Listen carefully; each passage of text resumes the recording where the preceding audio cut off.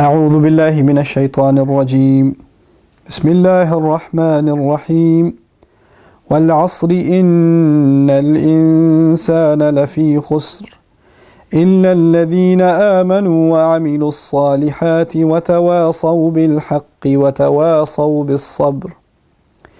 الحمد لله رب العالمين والصلاة والسلام على سيد الأنبياء والمرسلين وعلى آله وصحبه أجمعين.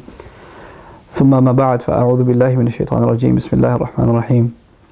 Assalamu alaikum Quran Weekly. We've reached our 30th day, and I know this was pre-recorded, so I don't know if this 30th day is already going to be Eid or not, but regardless, I felt this last reminder should be my favorite surah of the Quran, Surah Al-Asar, and interestingly enough it is in the 30th juz, so that's what we're doing today. And I think it's an appropriate conclusion to our series, because if nothing else, we've realized how quickly time goes by. I think all of you that are listening to this probably already know what Surah Al-Asr means. That Allah swears by time that is squeezing away from us, that is running out, that is dripping away so quickly we can't catch it. How quickly did the last 30 days go? How fast did they go? You look back, it feels like a week. We just started Ramadan, it's gone already, you know? Wal-Asr. And we lost that opportunity. Inna al-insana lafi khusr. No doubt about it, the human being is immersed, drowned in a state of loss. That's the reality of every human being. And the biggest loss we have is time. What we just lost is the time of Ramadan.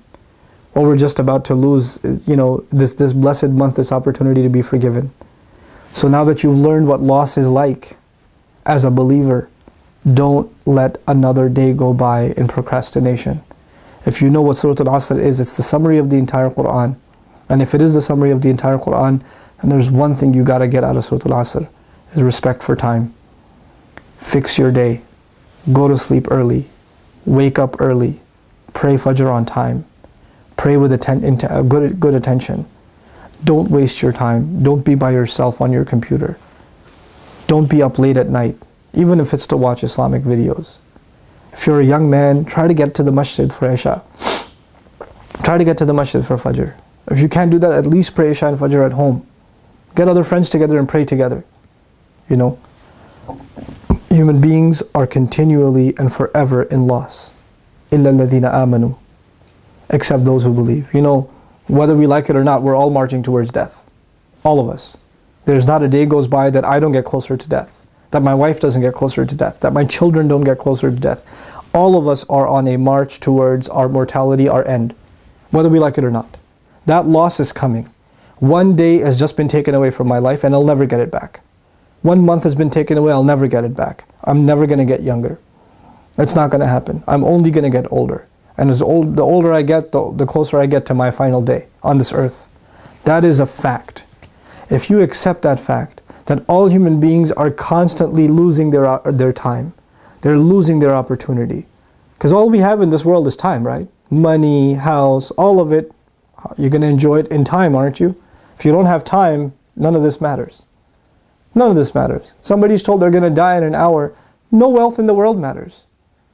No food in the world, nothing matters now. Because all you have is an hour. So if you've internalized this message of the Quran, that time is the biggest asset you have, and you better make good use of it in this world, then you will have new respect for every day, for every hour, for every evening. There's not going to be a loose attitude towards weekends. There's not going to be any chance you get just wasted away sitting watching a screen, play some video game or things like that. You'll do productive things with your life. He says, إِلَّا الَّذِينَ آمَنُوا. The only people that are not going to lose out are people who believe. Who are the people who are going to end up in a life where there is no time restriction? Because if time is the biggest loss, who are the people who won't be losing out?